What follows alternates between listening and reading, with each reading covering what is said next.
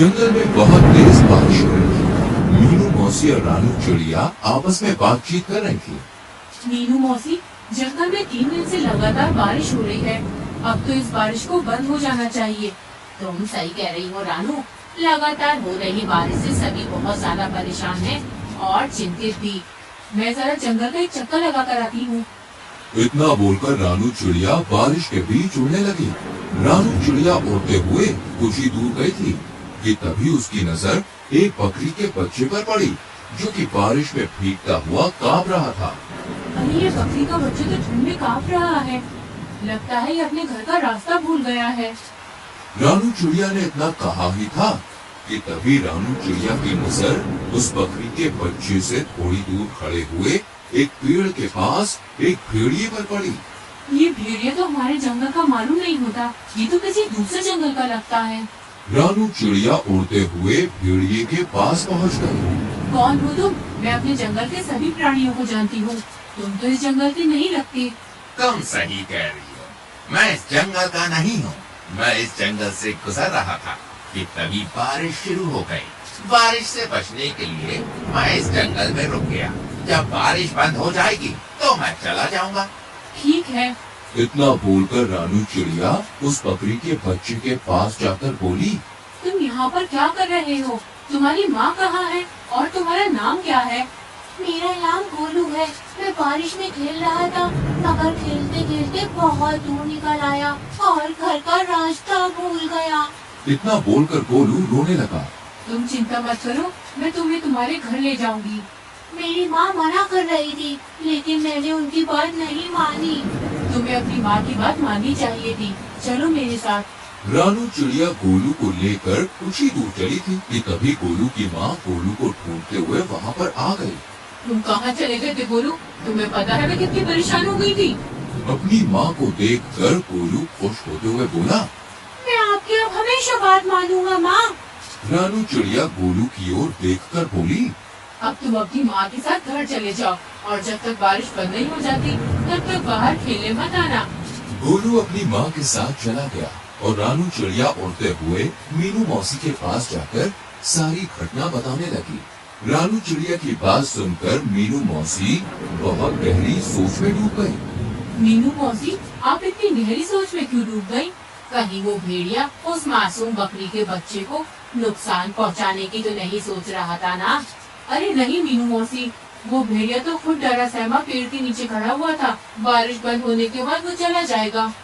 अगले दिन बारिश थम गई। रानू चिड़िया धूप का आनंद ले रही थी कि तभी मोनू चिड़िया वहाँ पर आकर रानू चिड़िया से बोली, अरे रानू, तुम यहाँ आकर बैठ गई हो और वहाँ पर बेचारी एक बकरी फूट फूट कर रो रही है।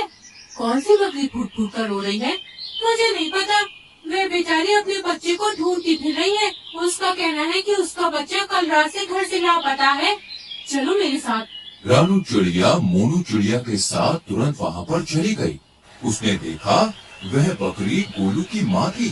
रानू चिड़िया उसके पास जाकर बोली, क्या हुआ? तुम रो क्यों रही हो?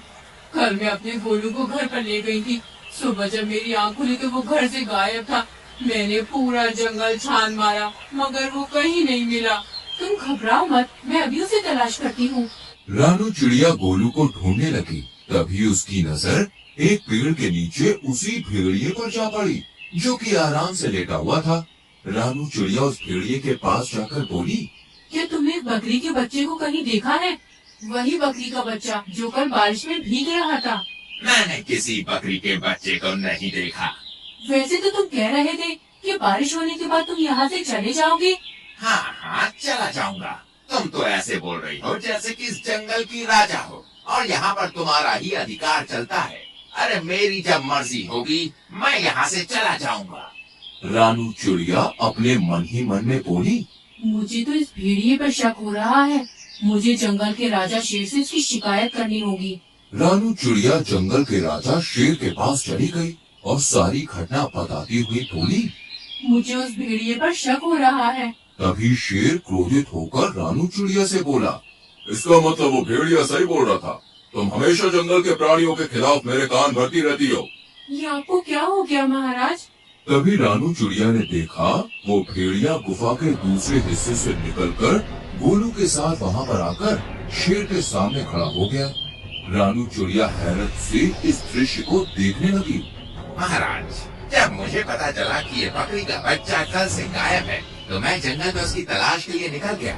मगर मैं जानता था कि ये रानू चिड़िया मेरे खिलाफ आपके कान जरूर भरने आएगी, इसलिए मैंने आपको पहले ही सब कुछ बता दिया था। महाराज, इस रानू चिड़िया के कारण ही दूसरे जंगल का कोई भी प्राणी आपके जंगल में नहीं आता। शेर रानू चिड़िया की ओर देखकर बोला, और तुम कह रही थी कि इस भेड़िए ने बेचारी बकरी के बच्चे को मार डाला, मगर ये तुम्हारे आने से पहले ही इसे यहाँ सही सलामत ले आया। तुम्हें अब सजा मिलेगी, तुम्हें जेल में डाल दिया जाएगा। इतना बोलकर शेर ने अपने सिपाहियों को आदेश दे दिया और रानू चिड़िया को एक पिंजरे में बंद कर दिया। शेर भेड़िए की ओर देखकर बोला, तुम्हारी जब तक मर्जी हो तुम यहाँ पर रह सकते हो। भेड़िया खुश होकर वहाँ से चला गया। इधर मोनू चिड़िया इस सारे दृश्य को देख रही थी। वह तुरंत मीनू मौसी के पास पहुँच गई और सारी घटना बताते हुए बोली, कुछ कीजिए मीनू मौसी, जंगल के राजा शेर ने रानू चिड़िया को बंदी बना लिया है। मीनू मौसी गहरी सोच में डूबते हुए बोली, जब रानू चिड़िया ने मुझे बताया था कि वो भेड़िया एक पेड़ के नीचे खड़ा हुआ उस बकरी के बच्चे को देख रहा था, मुझे तभी कुछ न कुछ गड़बड़ लग रही थी। जो भी हो, लेकिन आप कुछ भी करके रानू चिड़िया को उस पिंजरे से बाहर निकालिए।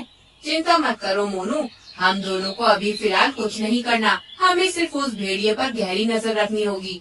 पहले हमें पता चलना चाहिए कि उस भेड़िए के दिमाग में आखिर चल क्या रहा है, आखिर ये कौन सा मकसद लेकर इस जंगल में आया है।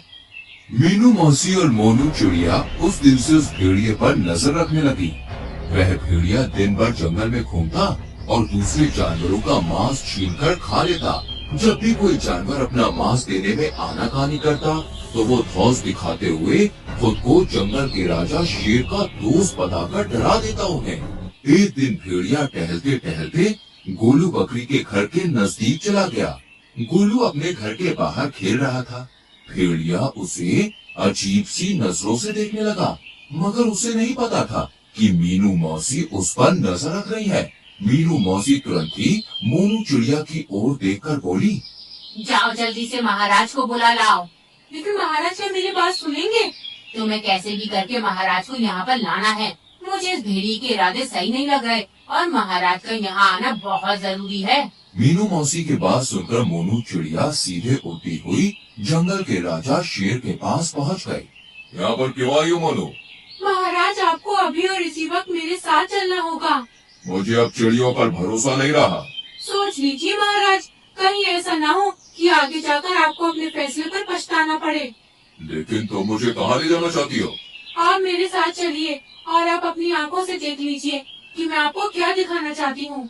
शेर राजा मोनू चिड़िया के साथ सीधा उस जगह पर चला गया। तभी मीनू मौसी शेर राजा के पास आकर बोली, महाराज, उस पेड़ के पीछे छुप जाइए और स्वयं अपनी आंखों से देख लीजिए। मीनू मौसी के कहने पर शेर राजा पेड़ के पीछे छुप गया। भेड़िया गोलू के करीब आकर उसे देखते हुए बोला, आज तुम्हारा मांस खाने का मन कर रहा है मुझे। ये क्या कह रहे हैं आप? पिछली बार जब मैं खो गया था तब आप ही मुझे महाराज के पास ले गए थे और मेरी माँ के पास छोड़कर आए थे। मूर्ख बकरी के बच्चे, को तो मेरी सिर्फ एक चाल थी। मैं जानता था कि इस जंगल में रानू चिड़िया सबसे ज्यादा तेज दिमाग की है। मैंने उसे फंसाने की योजना बनाई थी। मैं कुछ समझा नहीं। जब तू सो रहा था ना, तब मैं चुपके से तुझे अपने मुंह में दबाकर जंगल के दूसरे हिस्से में छोड़ आया था और फिर खुद ही तुझे जगाकर महाराज के पास छोड़ आया। और जंगल के इस मूर्ख शेर ने रानू चिड़िया को ही दोषी मान लिया। लेकिन अब मुझे कोई खतरा नहीं। अब अगर मैं तुझे खा भी जाऊंगा तो जंगल का राजा शेर कभी विश्वास नहीं करेगा। तुझे खाने के बाद मैं जंगल में अपनी मनमानी शुरू कर दूंगा। इतना बोलकर भेड़िया गोलू बकरी के बच्चे के ऊपर हमला करने वाला था कि तभी शेर दहाड़ता हुआ वहाँ पर आ गया। शेर को दहाड़ता हुआ देखकर भेड़िया पूरी तरह से घबरा गया। अच्छा, तो ये थी तुम्हारी चाल? तुमने जंगल की सबसे ज्यादा समझदार और मेरी विश्वसनीय पक्षी को मेरे ही हाथों बंदी बनवा दिया। मैं तुम्हें जीवित नहीं छोड़ूंगा। इतना बोलकर शेर ने भेड़िए को उसी समय मार दिया। और मीनू मौसी की ओर देखकर बोला, मुझे क्षमा कर दो मीनू मौसी, मुझसे गलती हो गई। कोई बात नहीं महाराज, वो भेड़िया बहुत ही ज्यादा चतुर था और उसने अपनी चतुराई का फायदा उठाकर आपकी आंखों में विश्वास की पट्टी बांध दी थी। शेर राजा ने रानू चिड़िया को आजाद कर दिया, लेकिन इस बार सबकी हीरो मीनू मौसी बन गई।